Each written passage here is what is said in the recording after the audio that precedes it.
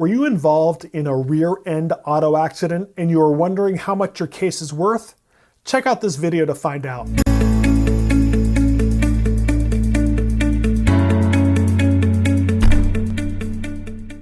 Hey everybody, Barry here with the LawFull channel. As you know, on this channel you're going to find short videos on the legal topics that affect our lives. If you haven't already, would you please subscribe to our channel? And if you have any questions about a legal topic, please reach out to me. If I can't help you, I'll try and find someone who can. According to the National Highway Transportation Association, there are about 6 million auto accidents a year. And close to 30% of those are rear-end accidents, which means that there's about 2 million rear-end accidents a year, making it the most common type of accident. That is a lot of accidents. With all those accidents going on, I get asked the question all the time, how much is a rear-end accident worth? Or actually more particularly, how much is a rear-end accident settlement worth? And so I want to address that question here in this video. So the first thing to say is that there is no black and white answer. Every case is different. Okay, that's the first thing. And people are always confused like that. They think it's simple.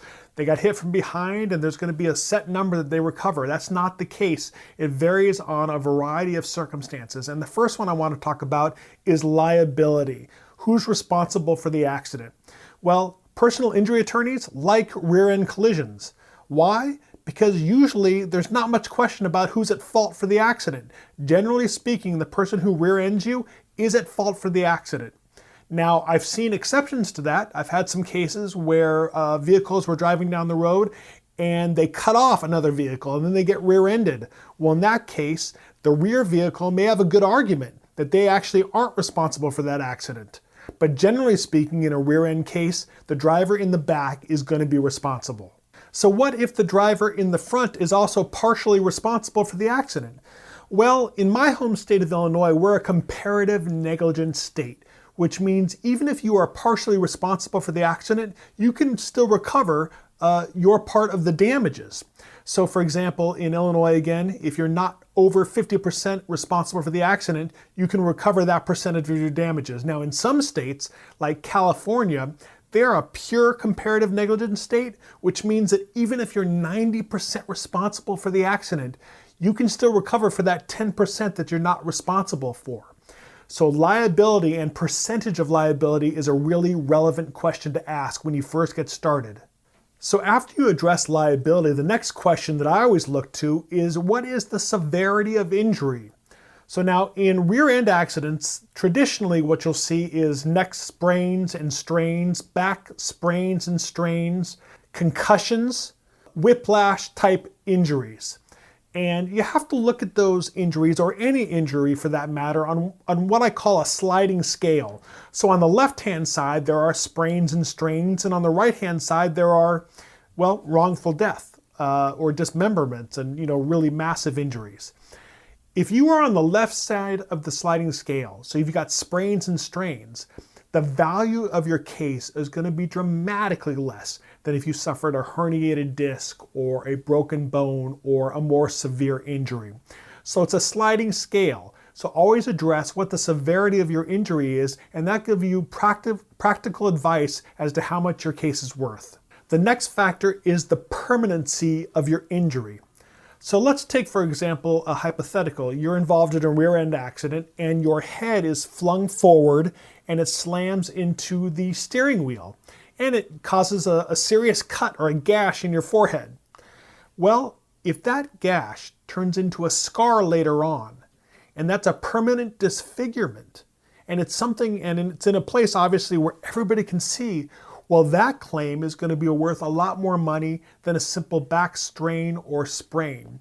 Likewise, you may suffer some other injuries. So for example, if you get a herniated disc and then you walk with a limp the rest of your life, that's a permanent injury, and that's going to be extremely valuable when you try to settle your case.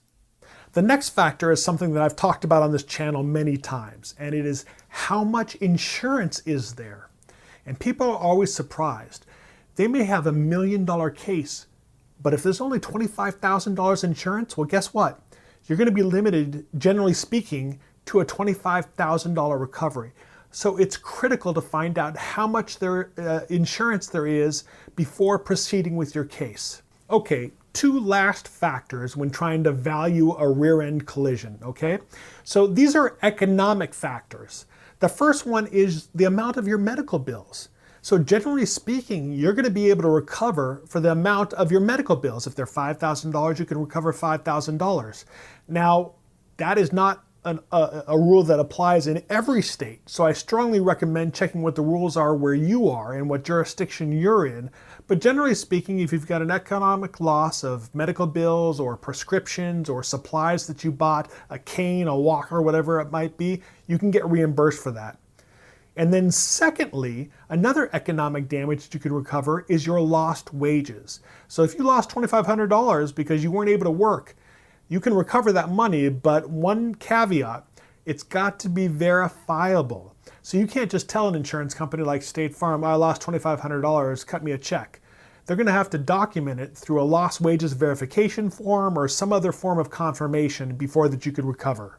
Okay, so those are some of the main factors you look for when trying to value a rear-end accident. Now it's time for your take on the law. Were you involved in a rear-end accident?